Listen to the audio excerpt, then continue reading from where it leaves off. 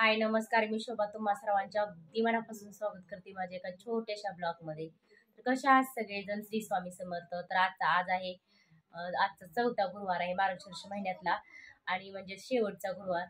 माझी सगळी सकाळी सकाळी मस्त असं छान असं पूजा वगैरे झालेली। तर बघूया आपण। चला मग व्हिडिओ नक्की शेवटपर्यंत बघा। तर आपण बघूया आता बॅक कॅमेराने। जर माझं काही चुकत असेल तर नक्कीच मला कमेंट मध्ये सांगा। चला आपण बॅक कॅमेराने बघूया। इकडे बघा छान असं मी रांगोळी काढलेली, तर थोडीशीच काढलेली रांगोळी। तर छान असं पूजा वगैरे माझी सकाळी सकाळी मांडून झालेली आहे। तर हे बघा, काही चुकलं असेल तर नक्कीच मला कमेंट मध्ये सांगा।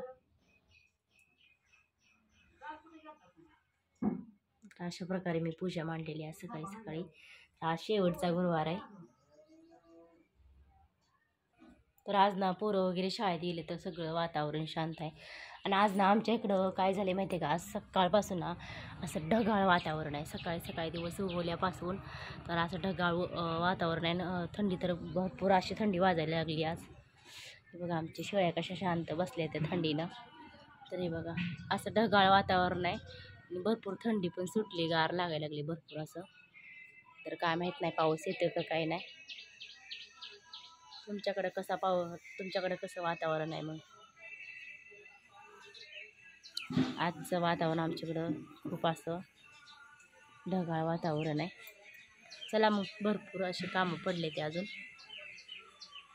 आता वाजले संध्याकाळचे 5। तर माझं नैवेद्य वगैरे सगळं तयार झालेलं आहे। आणि आता मी कुमारिका सुवासनी पण बोलवलेत। इकडं खूप साऱ्या मुली येऊन बसलेल्या आहेत। हाय। आणि चला मग बघूया मी काय काय बनवले नैवेद्यासाठी। माझी कहाणी वगैरे सगळी वाचून झालेली।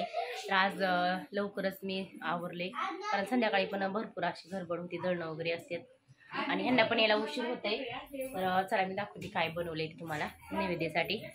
बघूया, मी छान असतं मस्त झणझणीत चमचमीत बटाट्याची भाजी बनवली। इकडं बटाटा आणि मटकी मिक्स बनवले मी, मस्त झणझणीत चमचमीत। आणि इकडं खूप छान असं मी खीर बनवली, तांदळाची खीर बनवली। आणि इकडं जिरा राईस बनवलाय। आणि इकडं छान असं चपात्या बनवल्यात। बस इतकंच बनवले मी। चला मग, आज आहे एकादशी, तर आमचा सगळ्यांचा उपवास आहे। तर इकडं मला अक्षता मदत करू लागते, मुलीला काढावी लागते। तर आमच्या सगळ्यांचा उपवास आहे, तर मी खास मुलींसाठी कुमारिका सुवासनीसाठी तर हे स्वयंपाक बनवलाय। चला मग ताट करून घेतो आम्ही। तर छान असं मी नैवेद्यासाठी बनवलं। इकडं बटाटा तर मग अशी दाखवलं तर तुम्हाला। तर इकडे सगळ्या मुली अशा बसलेल्या आहेत।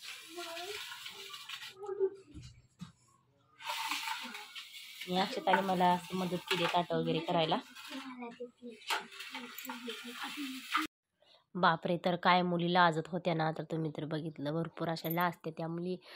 आणि कुंकू सुद्धा लावून देत नव्हत्या, मला छोटंसं लावा मला छोटंसं लावा, आणि भरपूर अशा गोंधळ करत होत्या। तर त्यांचा आवाज मी पूर्णपणे बंद केला होता, अजिबात काही सुद्धा कळत नव्हतं। माझं पण असं डोकं हँग झाल्यासारखं झालं। इतक्या बोलत होते ना, इतक्या गप्पा करत होत्या ना बाप। त्यांना मुली जेवण करून गेल्या आणि भरपूर असं काम पडलेलं, भांडे वगैरे तसेच पडलेले। मी भांडे वगैरे सगळे घासून घेतले आणि ते जे खरकट पाणी होतं आणि ज्यांना काय आवडत नव्हतं त्यातच त्यांनी हात धुतला होता मुलींनी।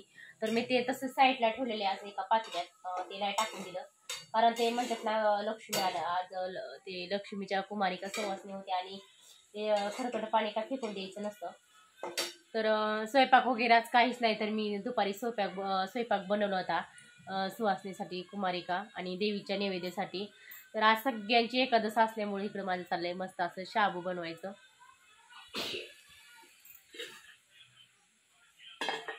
शाबू बनवायचं। आणि आज बघा ना, देव पण किती परीक्षा घेतो माझी।